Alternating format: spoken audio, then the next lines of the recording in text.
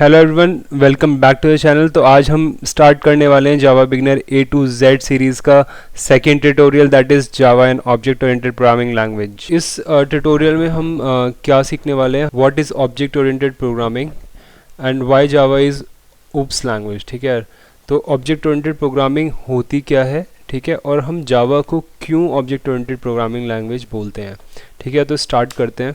सबसे पहले तो what is object oriented programming. ठीक है, तो अगर मैं इसकी डेफिनेशन की बात करूं तो object oriented programming is a programming paradigm that organises और ब्रेक्स डाउन योर सिस्टम और software in terms of objects. ठीक है, तो अगर हम यहाँ पे देखें तो object oriented programming is nothing, it's a paradigm. ठीक है, तो पैराडाइम होता क्या है, paradigm is basically an approach. ठीक है, तो object oriented programming is a paradigm और एन अप्रोच।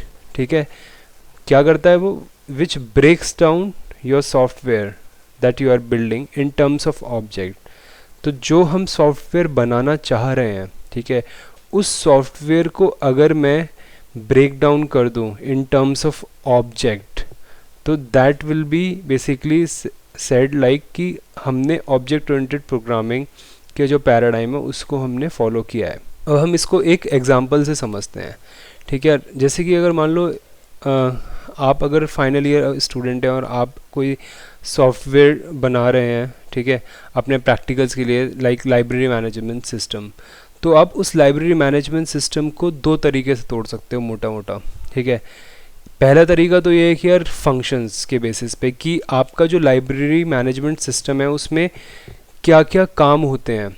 ठीक है, फंक्शंस मैं यहाँ पे कंप्यूटर प्रोग्रामिंग लैंग्वेज के टर्म्स में नहीं बोल रहा, मैं एक नॉर्मल टर्म में बोल रहा हूँ। फंक्शन क्या होता है, फंक्शन बेसिकली कोई प्रोसेस हो गया है ना, या क्या क्या काम हो रहे हैं, है ना। तो अगर उनकी बात करी जाए तो लाइब्रेरी की अगर हम बात कर रहे हैं तो वहाँ पे क्या क्या काम होते हैं, वहाँ पे कोई भी यूज़र को हम इशू कर सकते हैं नई बुक। ठीक है, वो बुक, वो यूज़र जो है वो उस बुक को रिटर्न कर सकता है। ठीक है, अगर कोई नई बुक लाइब्रेरी में आ रही है हम उसको ऐड कर सकते हैं। ठीक है, डिलीट कर सकते हो। इसी तरीके से आप कोई भी एक नए यूज़र को अपने सिस्टम में ऐड भी कर सकते हो। ठीक है, ऐड होने के बाद में ही वो यूज़र नई बुक को इशू कर पाएगा अपने नाम पे। ठीक है, तो अगर हम फंक्शंस के बेसिस की बात करें तो ये कुछ फंक्शंस हैं जिन टर्म्स में मैं अपने सिस्टम को तोड़ सकता हूँ। आप कहोगे बहुत और भी बहुत सारे फंक्शन हैं, हाँ, तो और भी बहुत सारे फंक्शंस यहाँ पे हो सकते हैं, मैंने कुछ लिस्ट डाउन यहाँ पे कर दिए। ठीक है, तो ये तो पहला तरीका हो गया। अब अगर मैं दूसरे तरीके की बात करता हूँ, है ना, तो दूसरा तरीका एक और ये हो सकता है कि हम अपने सिस्टम को ऑब्जेक्ट्स के टर्म में बात करें, ऑब्जेक्ट्स की टर्म में हम तोड़ें। ठीक है यार, तो ऑब्जेक्ट बेसिकली होता क्या है। ठीक है यार, ऑब्जेक्ट अगर आप प्रोग्रामिंग लैंग्वेज की बात करोगे तो बहुत सारी अलग अलग डेफिनेशंस हैं कि it is an instance of the class, है ना। तो हम कंप्यूटर लैंग्वेज की टर्म्स में बात नहीं करेंगे, हम ऑब्जेक्ट को समझेंगे कि ऑब्जेक्ट होता क्या है। ऑब्जेक्ट यार कोई भी ऐसा मटेरियल जिसको हम टच या फील कर सकें उसको ऑब्जेक्ट बोलते हैं। ठीक है, बिल्कुल सिंपल भाषा में। तो अगर मैं लाइब्रेरी के अंदर घुसता हूँ तो मुझे क्या क्या ऑब्जेक्ट दिखते हैं। ठीक है, आपको पंखा भी दिखता है, पंखा भी एक ऑब्जेक्ट है, टेबल है, टेबल भी ऑब्जेक्ट है। ठीक है, ऐसे ही जो लाइब्रेरियन जो पूरे लाइब्रेरी को मैनेज कर रहा है that is also an object. ठीक है, जो स्टूडेंट्स वहाँ पे पढ़ने के लिए आ रहे हैं किताबों को, वो भी एक ऑब्जेक्ट है। जिस चीज़ को वो पढ़ रहे हैं दैट इज़ बुक, बुक भी एक ऑब्जेक्ट है। ठीक है यार, तो लाइक इस तरीके से बहुत सारे ऑब्जेक्ट्स आपके लाइब्रेरी के अंदर दिखते हैं। ठीक है, but library management system is not library. Library management system एक सॉफ्टवेयर है।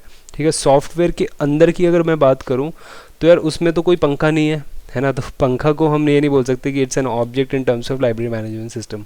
लाइब्रेरी के अंदर है बट सॉफ्टवेयर के अंदर नहीं है। सॉफ्टवेयर के अंदर बात करें तो ऑब्जेक्ट्स की बात करेंगे तो स्टूडेंट जो कि बुक को पढ़ रहे हैं, बुक्स जो कि उस डेटाबेस में स्टोर्ड है, लाइब्रेरियन जो कि उस पूरे लाइब्रेरी को चला रहा है। ये तीन मेन ऑब्जेक्ट्स हैं जिसमें हम लाइब्रेरी मैनेजमेंट सिस्टम सॉफ्टवेयर को हम ब्रेक डाउन कर सकते हैं। ठीक है यार, तो यहाँ से अगर मैं इस डेफिनेशन में दोबारा जाता हूँ तो अब आपको समझ में आ रहा होगा कि जो हम सॉफ्टवेयर बिल्ड कर रहे हैं उसको अगर हम ब्रेक करते हैं in terms of objects, then that paradigm is said to be as object oriented programming. ठीक है यार, तो इतना हमें समझ में आ गया कि ऑब्जेक्ट ओरिएंटेड प्रोग्रामिंग होती क्या है। Object oriented programming is a programming paradigm, it's an approach that organizes or breaks down your system or software that you are building in terms of objects। ठीक है, बड़ा सिंपल सी definition हो गई है। ठीक है, तो हमें समझ में आ गया ऑब्जेक्ट ओरिएंटेड प्रोग्रामिंग होता क्या है। तो अब आगे बढ़ते हैं ऊप्स लैंग्वेज की। तो ऊप्स लैंग्वेज यार वो लैंग्वेज होती है जो कि ऊप्स के कॉन्सेप्ट्स को इम्प्लीमेंट करने के तरीके दें। ठीक है यार, तो ऊप्स के कॉन्सेप्ट क्या होते हैं पहले तो हम ये देख लेते हैं। ऊप्स के बेसिकली 3 पिलर्स हैं। ठीक है, that is called pi, P for polymorphism, I for inheritance and E for encapsulation. ठीक है, तो ये 3 कॉन्सेप्ट्स हैं जिनको हम पिलर्स ऑफ ऊप्स बोलते हैं। अब वो लैंग्वेजेस जो कि इन कॉन्सेप्ट्स को इम्प्लीमेंट करने के तरीके आपको प्रोवाइड करें, उन लैंग्वेजेस को हम ऊप्स लैंग्वेज बोल सकते हैं। ठीक है, और अब ये कॉन्सेप्ट्स अपने आप में क्या हैं वो हम इस लेक्चर में नहीं पढ़ने वाले हैं। हम आने वाले कमिंग लेक्चर्स में देखेंगे, हम हर कॉन्सेप्ट के ऊपर एक वीडियो बनाएंगे। ठीक है, because these are very important topics OOPS को समझने के लिए। तो इस ट्यूटोरियल में बस हम ये देख रहे हैं कि ये दीज आर द 3 पिलर्स, और वो लैंग्वेजेस जो कि इन 3 पिलर्स को इम्प्लीमेंट करने का तरीका आपको प्रोवाइड कर पाए, उस लैंग्वेज को हम ऊप्स लैंग्वेज मान लेंगे। ठीक है, तो फॉर एग्जांपल सी की बात करें तो सी में इन तीनों कॉन्सेप्ट्स को इम्प्लीमेंट करने के तरीके नहीं हैं। वेयरएज अगर हम जावा की बात करें तो जावा में आप तीनों चीज़ें कर सकते हो, पॉलीमॉर्फिज्म भी कर सकते हो, इनहेरिटेंस भी कर सकते हो, इनकैप्सुलेशन भी कर सकते हो। तो इसलिए हम जावा को क्या बोलते हैं, ऑब्जेक्ट ओरिएंटेड प्रोग्रामिंग लैंग्वेज। ठीक है, इतना समझ में आ गया। अब हम आगे बढ़ते हैं कि जावा को हम ऊप्स लैंग्वेज क्यों बोलते हैं, क्योंकि जावा इन तीनों कॉन्सेप्ट्स को सपोर्ट करती है। ठीक है,